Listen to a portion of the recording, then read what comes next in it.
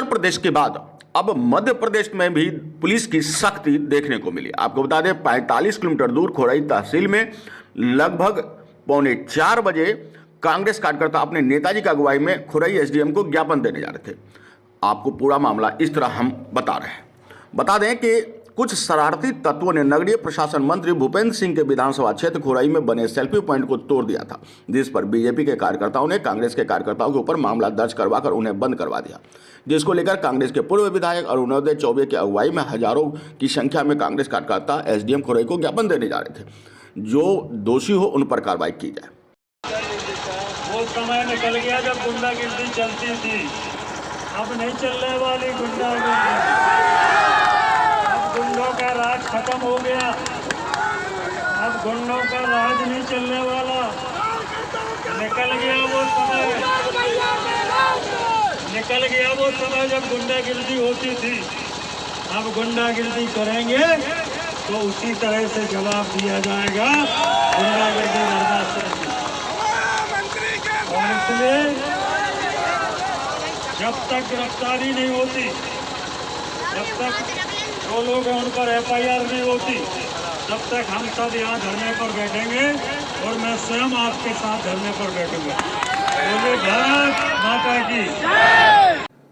आज हम लोगों का ज्ञापन देने का कार्यक्रम था, क्योंकि 8 हमारे कार्यकर्ताओं पर सेल्फी पॉइंट तोड़ने का भारतीय जनता पार्टी के लोगों ने आरोप लगाया और उन पर केस रजिस्टर कर दिया है। तो उन निर्दोष लोगों को छुटाने के लिए या न्यायिक जांच के लिए हम आज ज्ञापन देने जा रहे थे। महाकाली माई के दर्शन करते हुए हम लोगों को वहां से निकलना था, तो वहां पर एसडीओपी खोरई, उनसे मेरी चर्चा हुई। उन्होंने कहा साहब आप यहीं पे रहें और हम आपका ज्ञापन ले लेंगे। तो हमने उनसे यही कहा कि उनकी भी रैली ना निकले या उनका जुलूस ना निकले, हम आपकी बात मान रहे हैं। तो हम बात मान के शेड के अंदर बैठ गए।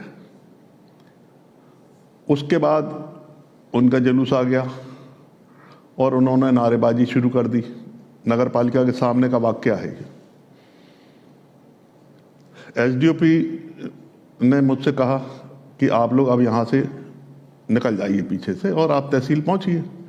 तो हम लोग तहसील पहुँच गए और तहसील में जो किसान शेड है हमारा, वहाँ पर हम लोगों ने मीटिंग शुरू करी, जिसमें हमारे साथी प्रदेश के कार्यवाहक अध्यक्ष भाई सुरेंद्र चौधरी जी थे, जिला कांग्रेस कमेटी के अध्यक्ष भाई स्वदेश जैन थे, युवक कांग्रेस के अध्यक्ष राहुल चौबे थे और भी खोरई के सैकड़ों अनेक हमारी माताएं बहनी थीं, हमारे युवा साथी थे और हमारे कांग्रेस पार्टी के कार्यकर्ता थे। शांतिपूर्वक हम लोग आए और यहाँ हमारा कार्यक्रम तहसील परिसर में शुरू हुआ। 2-3 हमारे नेताओं ने भाषण दिए। उसके बाद मालूम पड़ा कि भारतीय जनता पार्टी का जुलूस वहाँ भी पहुँच गया और ऐसी जानकारी लगी कि सागर के करीब 50 गाड़ियाँ आई थी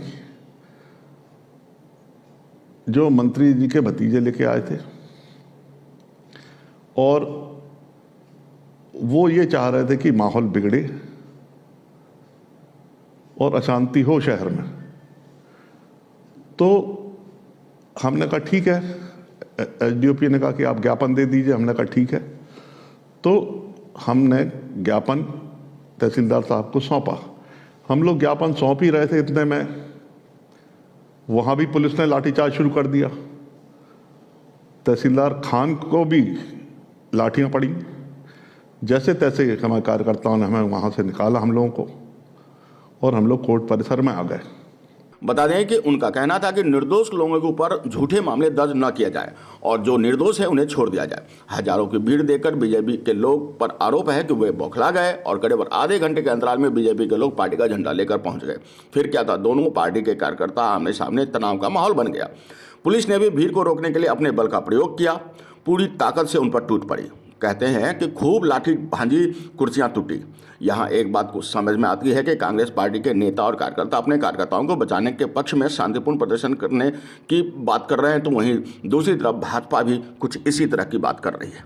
अब दोनों के अपने अपने वादे, अपने अपने बचाव और अपनी अपनी कहानियाँ हैं, लेकिन सवाल यह है कि इन सब के बीच में पुलिस की तरफ से सख्ती दोनों को नागवार गुजर रही है। बहरहाल अब इस पूरे ड्रामे के बाद क्या कुछ सामने आता है, यह भी देखना होगा। मध्य प्रदेश सागर से सुनील खोजी की रिपोर्ट। अगर आपने अब तक हमारा चैनल सब्सक्राइब नहीं किया है तो सब्सक्राइब करें और बेल आइकन अवश्य दबाएं ताकि खबरों का नोटिफिकेशन आपको मिलता रहे।